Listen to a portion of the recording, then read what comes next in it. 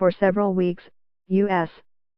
President Donald Trump has been casting around the sports world for the sort of foil he understands.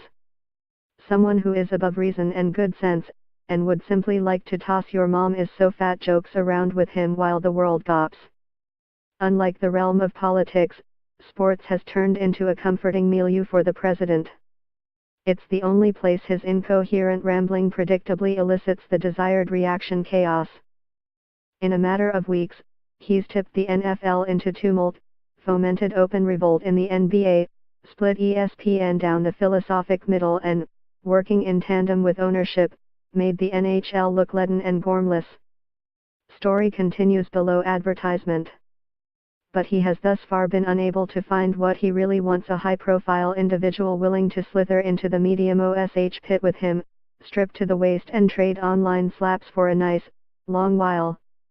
The likes of Colin Kaepernick, Steph Curry and LeBron James have been directly or indirectly invited via social media to join Trump's vaudeville duo. All have decided they've got better things to do with their time, such as go to work, a responsibility that seldom seems to trouble the president. How ridiculous have things got down south? People who wear spandex for a living have more dignity and forbearance than the chief executive. As it turns out, Trump's reality TV instincts can only gain so much traction with professional athletes. At their core, the best pros are salespeople. Too much public fuss is bad for business. Trump's perfect sort of person would have nothing to lose by the encounter, something to gain from infamy for its own sake, and a public filter in need of replacing by a trained technician. So good news: LaVar Ball is, as usual, free.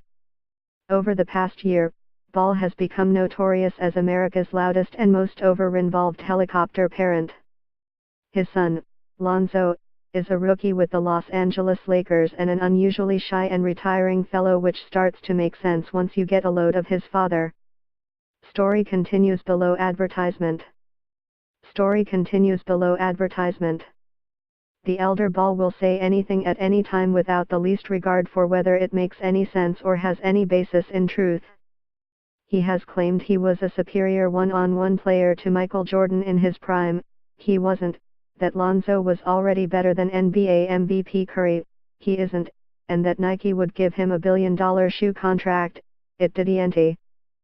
Ball says a lot of stuff like that, comments so deranged and hyperbolic they skip right past outrageous into comedic territory.